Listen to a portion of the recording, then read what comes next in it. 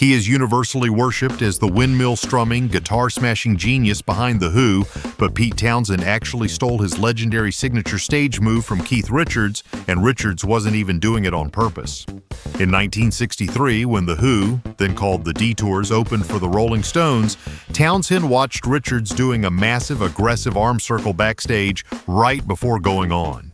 Townshend thought it was a brilliant theatrical guitar technique and immediately copied it to make it his own. Years later, he told Richards how much the move inspired him, only for Richards to laugh and reveal he was simply doing stretching exercises to loosen up his shoulder muscles.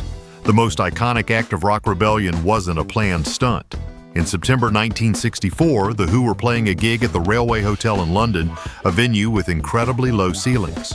While violently thrashing around on stage, Townshend accidentally rammed the neck of his Rickenbacker guitar into the ceiling, snapping it. The crowd snickered.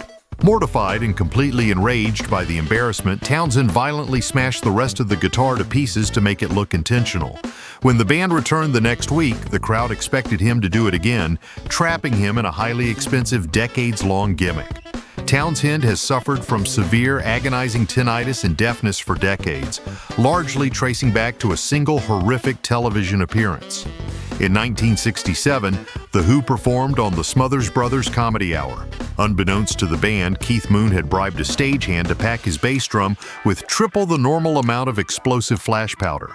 At the climax of My Generation, the drum detonated with the force of a literal bomb. The massive blast singed Townshend's hair, knocked him to the floor, and instantly caused permanent, irreversible damage to his hearing.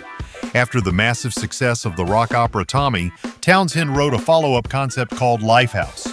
The dystopian sci-fi story was about a future society where humans lived isolated in climate-ravaged pods, constantly plugged into a massive global entertainment network called The Grid, a stunningly accurate prediction of the modern internet and virtual reality. His bandmates completely failed to understand the complex plot, driving Townshend to a nervous breakdown. He finally abandoned the project and cannibalized the best songs to create the legendary album Who's Next. Townshend was notoriously aggressive about protecting his stage. In 1969, during a massive show at the Fillmore East in New York, a man suddenly sprinted onto the stage and grabbed the microphone. Townshend, assuming it was a crazed fan, violently kicked the man in the groin and battered him with his guitar, chasing him off. He had absolutely no idea the man was actually a plainclothes NYPD police officer trying to warn the crowd about a massive fire blazing in the grocery store directly next door. Townshend was immediately arrested for assault. The Who's most famous synthesizer anthem, often mistakenly called Teenage Wasteland,